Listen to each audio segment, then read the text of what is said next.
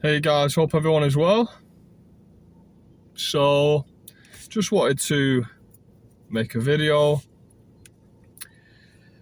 and be pretty straight to the point, to be honest with you. We're not always having the positive days, we have negative days, and today and the past few days have been challenging, So, I wanted to make this video about, and I'll be titling this video, are you a quitter or a failure?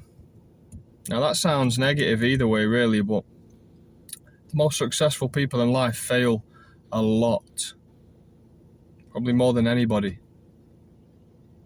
and I know some people think that people that succeed, maybe they are just, maybe they pop straight out of the mother and they are immediately successful, which is just untrue. We all come out crying, not being able to walk, and it takes time, it takes commitment.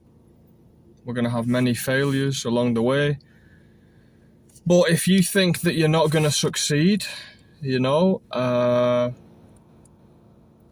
think you need to take into consideration time. Sometimes when we think about not succeeding, we think about, am I going to get this life by this point? You think about, we tend to think short term naturally. Don't think that's a negative thing. It's just a human nature. It's just a trait of human nature. But we tend to think short term when we should be thinking more, long term towards our goals and what we need to do step by step to get there. So you're sort of taking advantage of that short term nature that we have, that short sightedness. But one way to guarantee that you'll fail is to quit. And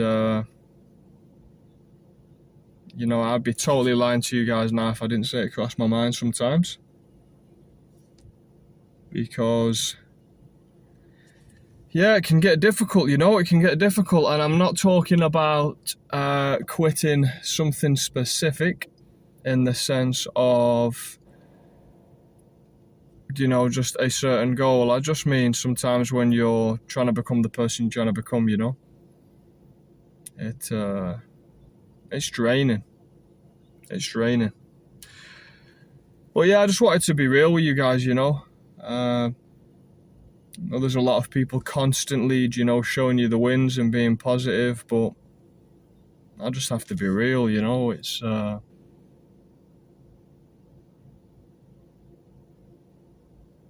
it's difficult,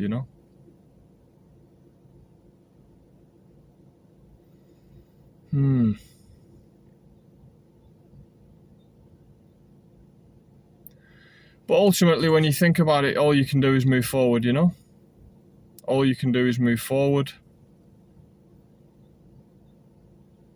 Even considering moving backwards or not moving at all is... I think not moving at all is probably even worse, If you want to move backwards, you go back to bad habits, you go back to, a life of hedonism. Or at least for me. Is that a wasp? Back of my car, no.